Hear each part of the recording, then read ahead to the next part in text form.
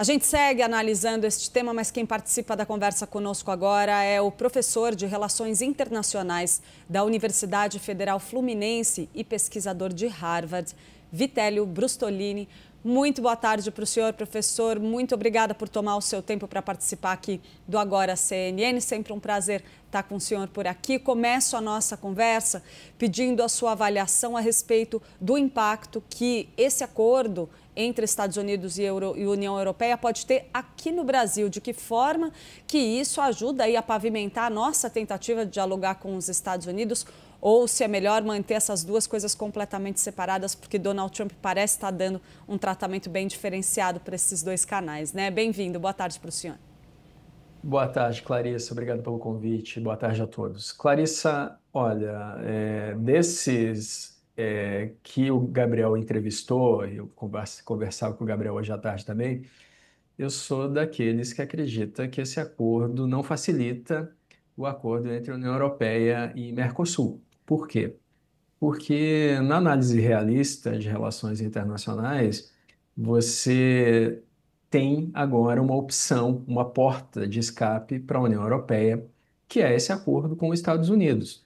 A União Europeia, se não conseguisse fechar um acordo melhor com os Estados Unidos, e o Trump estava impondo tarifas de 30%, ele chegou a ameaçar a impor 50% de tarifas contra a União Europeia se não chegasse a um acordo até 1º de agosto.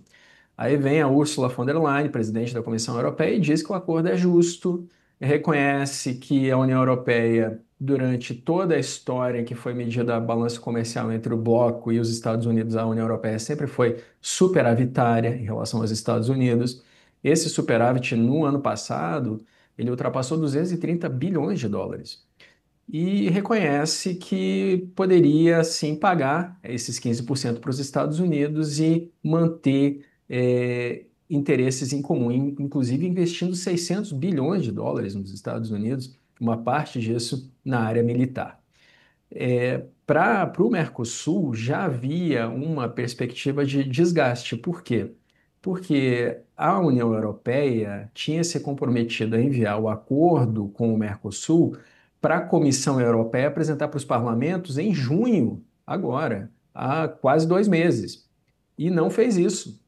Então, já havia uma perspectiva de atraso em relação ao acordo Mercosul e União Europeia. E agora que a União Europeia fechou esse acordo com os Estados Unidos, claramente o acordo com o Mercosul é menos prioritário do que era antes, Clarissa.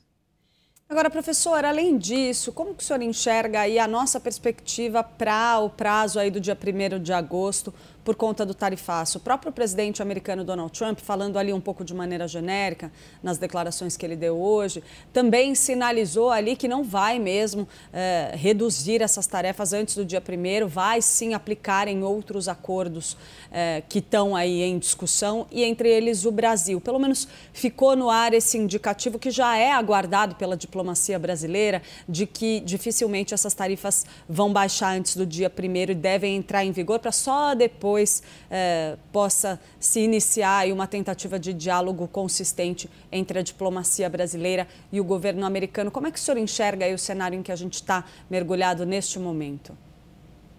Pois é, o Scott Bessent, né, o secretário de Comércio dos Estados Unidos, deixou bem claro que não pretende prorrogar as tarifas a não ser as da China.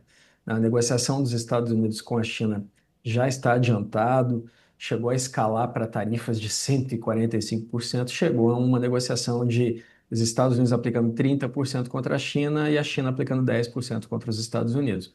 Então, a única perspectiva, pelo menos o que foi anunciado pelo governo Trump e seus secretários, de prorrogação seria em relação à China de mais 90 dias, caso não se chegue a um acordo definitivo. Por enquanto, ainda há uma prospecção de acordo. No caso brasileiro, existem produtos que os Estados Unidos não conseguem substituir facilmente. Então, mesmo com esse acordo com a União Europeia, suco de laranja brasileiro, por exemplo, metade do que os Estados Unidos consomem provém do Brasil. O café, de 30% a 33% do café consumido nos Estados Unidos é brasileiro. Muita carne bovina, né? Um comércio de 1,4 bilhão de dólares em 2024. Papel e celulose, o Brasil vende muito para os Estados Unidos.